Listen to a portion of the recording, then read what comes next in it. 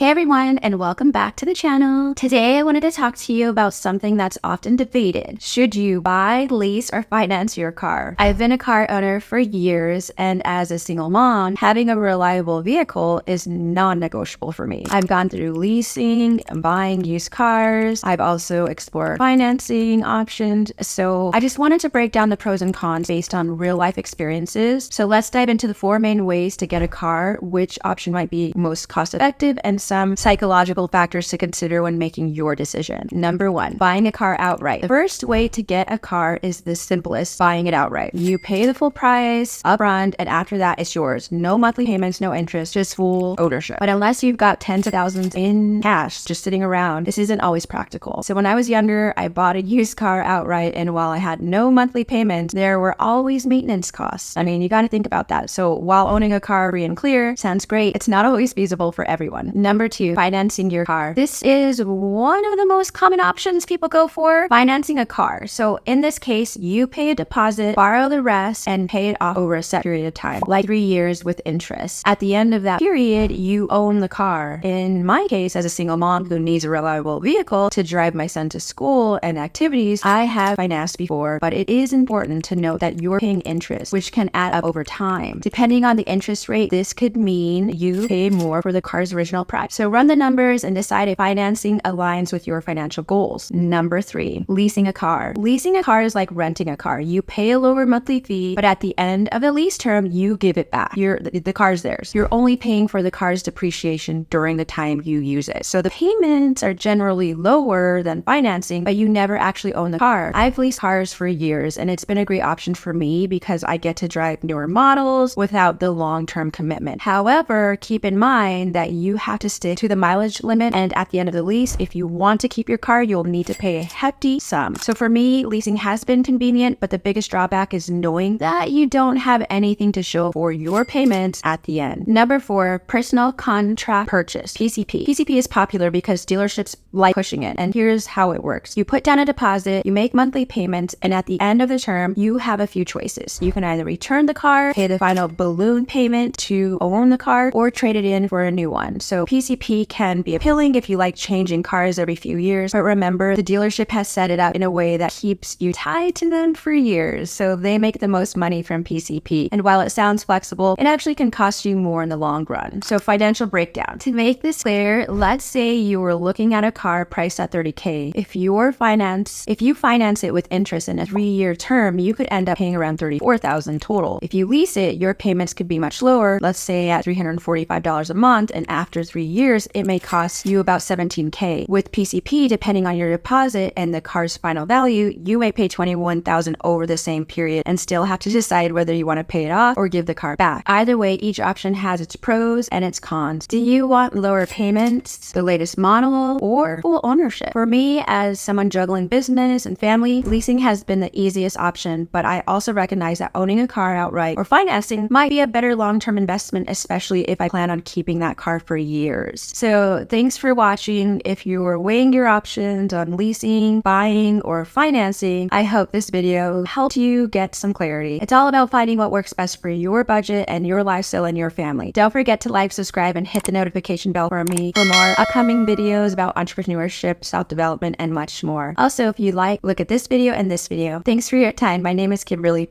Have a good day.